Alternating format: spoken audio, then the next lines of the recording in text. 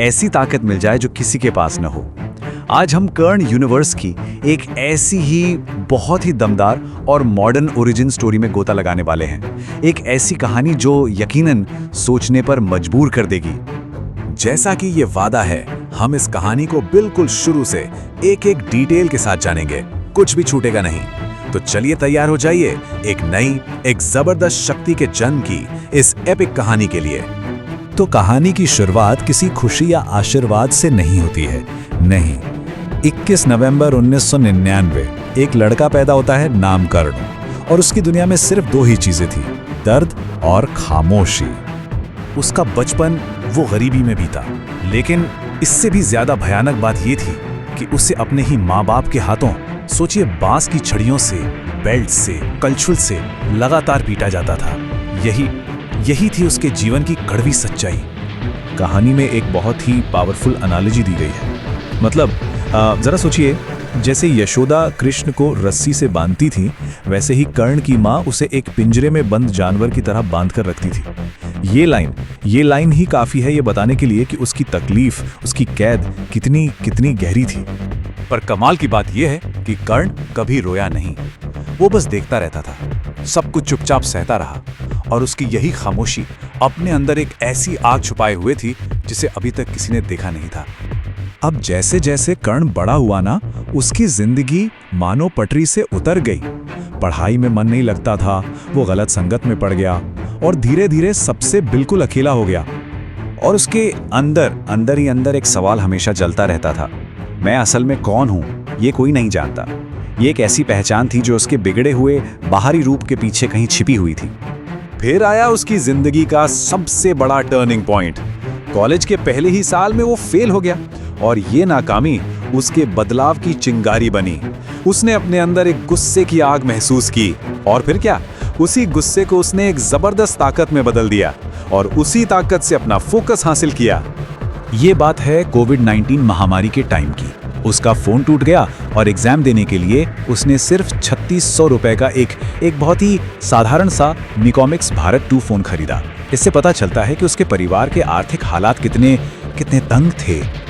उसकी जिंदगी मतलब एक लगातार जंग थी। सिर्फ 13 साल की उम्र से उसने काम करना शुरू कर दिया था। मिट्टी खोदना, सामान ढोना, एक लोहे की फैक्ट्री में 250 रुपए रोज पर दिहाड़ी मजदूरी भी की। यहां तक कि उसे पीलिया हो गया और वो 3 महीने तक मौत के मुंह में रहा, मरते मरते बचा। फिर एक कपड़ा फैक्ट्री में लैब वर्कर बन गया। मतलब हर दिन एक नई लड़ाई। लेकिन इन सब मुश्किलों के बीच कर्ण के अंदर एक बहुत ही अजीब सी शक्ति धीरे धीरे जाग रही थी। भविष्य के साथ एक ऐसा राज भरा कनेक्शन जिसे वो सिर्फ नींद में महसूस कर पाता था। और ये कनेक्शन ये और भी गहरा होता चला गया, खासकर सुबह 5 से 7 के बीच। उस वक्त ऐसा लगता था मानो उसका दिमाग किसी दूसरी ही दुनिया से, किसी दूसरे यूनिवर्स से कनेक्ट हो गया हो। और फिर एक रात आई, लाल चांद की रात। आसमान में लाल चांद था और एक अजीब सी लाल रोशनी सीधा कर्ण के शरीर में समा गई। वो बेहोश हो गया। ये था फर्स्ट कांटेक्ट। उसके दिमाग में एक आवाज गूंजी जिसने अपना नाम बताया A7 और कहा, मैं A7 हूं, एक दूसरे ग्रह से। अगर तुम मेरी मदद करो तो मैं तुम्हारी जिंदगी बदल दूंगा, तुम्हारी शक्ति, तुम्हारा पैसा, ये यूनिवर्स, सब कुछ। अब कर्ण ने सोचा, मेरे पास खोने के लिए है ही क्या, और उसने हाँ कह दिया। कर्ण मान गया और फिर जो हुआ वो यकीन करने लायक नहीं है। धरती पर गुजरे सिर्फ 2 महीने, लेकिन उन 2 महीनों में उसने A7 के साथ पूरे 500 साल की ट्रेनिंग पूरी की। और इतना ही नहीं, A7 ने उसकी आंखों में एक स्कैनर भी इम्प्लांट कर दिया। A7 चला गया और उसके जाने के ठीक 10 दिन बाद 5 अक्टूबर को एक ऐसा संकट सामने आया जिसने कर्ण को अपनी नई जबरदस्त शक्ति दुनिया के सामने लाने पर मजबूर कर दिया। हुआ ये कि उसके पुराने स्कूल पर कुछ गुंडों ने हमला कर दिया था और उसकी 15 साल की बहन मीरा वो अंदर फंसी हुई थी। सोशल मीडिया पर हमले की लाइव स्ट्रीम चल रही थी। जैसे ही कर्ण ने देखा, वो फौरन भागा और वहां मौजूद बेबस पुलिस और आर्मी वालों को हटाते हुए सीधा अंदर चला गया। और उसके स्कैनर ने उस भगदड़ के बीच कुछ ऐसा देखा जो किसी और को नजर नहीं आया। एक स्कॉर्पियो कार खड़ी थी, उसके अंदर एक मां की लाश थी। और उसके बगल में उसका बिल्कुल नया जन्मा बच्चा जो इतना कमजोर था कि रो भी नहीं पा रहा था। ये डिटेल किसी और को नहीं दिख सकती थी।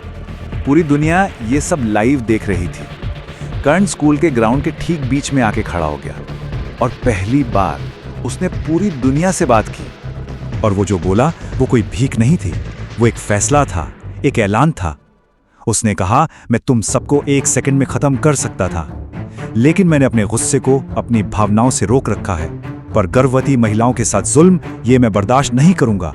उसने वहीं के वहीं उन अपराधियों और उनके जैसे हर इंसान के खिलाफ एक नया कानून बना दिया। और फिर उसने जमीन पर अपना पैर पटका, बस इतना ही, और पूरा का पूरा ग्राउंड हिल गया। अपनी ताकत का एक ऐसा प्रदर्शन जिसने सबको बता दिया कि कंट्रोल अब उसके हाथ में है।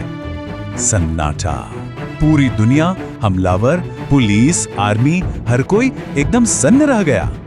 तभी आसमान एक बार फिर से लाल हो गया। एक दरवाजा खुला और वेरोनिका नाम की एक रहस्यमयी औरत सामने आई।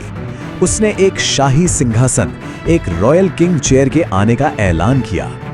और उस पल जब पूरी दुनिया सांसें थामे देख रही थी, तब एक सवाल पैदा हुआ। क्या ये एक बचाने वाले का जन्म था या एक तबाह करने वाले का? क्या ये एक हीरो था या एक विलन, एक भगवान या फिर रावण? इस सवाल का जवाब शायद सिर्फ वक्त ही दे सकता है।